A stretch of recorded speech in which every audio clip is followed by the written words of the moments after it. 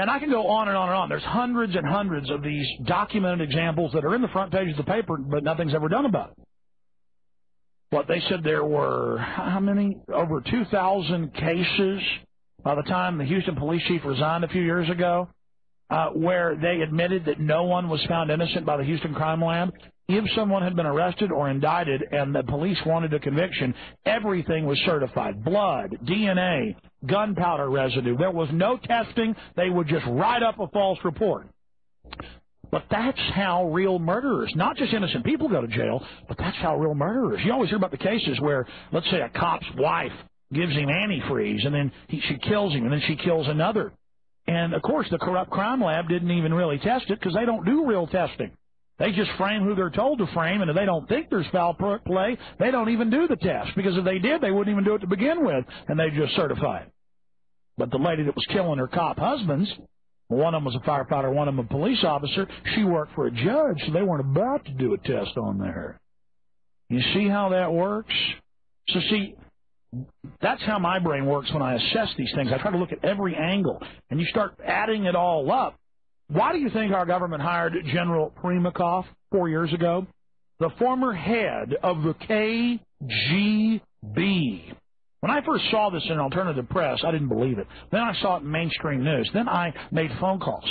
I found out, I went and found the actual funding in Congress that our government really hired the head of the KGB. Really hired the head of the KGB. It's really happening. And then it got worse. They hired on a $1.3 million consulting deal in 2003 Marcus Wolf. Do you know who Marcus Wolf is? He was the famous 20-plus year head of the East German Stasi. And if you have trouble believing that, you can go pull up the documents and the news articles, but remember how we hired all the Nazis? I mean, it's just the same thing over and over again. So they're taking the experts on how to do this and how to create a surveillance tattletale society, and they're hiring them. And now somebody walks in a store with an anti-George Bush shirt, they're arrested. You go in a mall, you're arrested. You go in the VFW for medical care, you're wearing a Veterans for Peace with just a dove on it, you get grabbed and thrown out and detained and threatened with arrest. This is the new America. Those are the confirmed cases. We get all the calls where an old man goes in with his hand half lobbed off. He walks in and he's got an Infowars.com bumper sticker and an anti-UN bumper sticker, and the guy at the clinic says, "Get out of here! I'm not going to treat you." See, a lot of people are cowardly scum, and they know it's tyranny. See, some people in the government, in the media, and in the general population, in private industry, in service, they're not stupid. They're evil, and they've decided to serve the evil. Or they're just so cowardly, they're afraid, and they've decided to serve the evil. And this is how you go from an upright, strong, chin sticking out, chest out, steely-eyed, everybody's afraid of us, we're admired, we're tough, we don't put up with nothing, we're Americans. The government's afraid of the people like it should be, to a bunch of cowering, ninnying people with power of pride stickers and plastic Chinese-made American flags flapping all over your cars. When that isn't patriotism, you scum. I'm going to tell the air marshals something. Of course you're supposed to put all the innocent people in databases. Your bosses carried out 9/11. You work for the terrorists. You're not there to protect anybody. Your whole industry's a joke. The federal documents say you're there to be trained in search and seizure as secret police on the airplanes and in the airports to then go nationwide. And I've been telling you that for 4 years, and now it's mainstream news.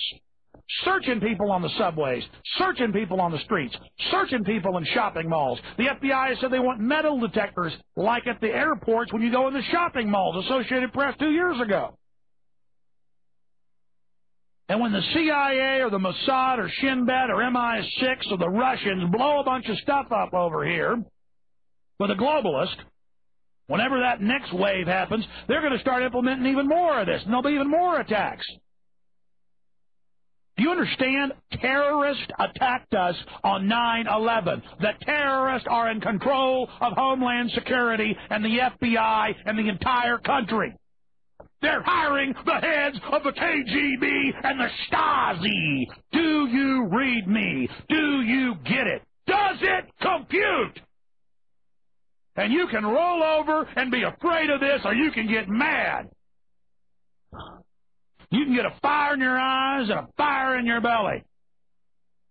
You can tell these murdering trash that killed almost 3,000 people on 9/11, and we're not going along with it. And there's a lot of special forces, and a lot of FBI, and a lot of air marshals, and a lot of border patrol, and a lot of sheriff's deputies, and a lot of state police, and a lot of beat cops who I know, and people I talk to, and the emails and the calls we get, and they're starting to wake up, criminals, and you're in a lot of trouble.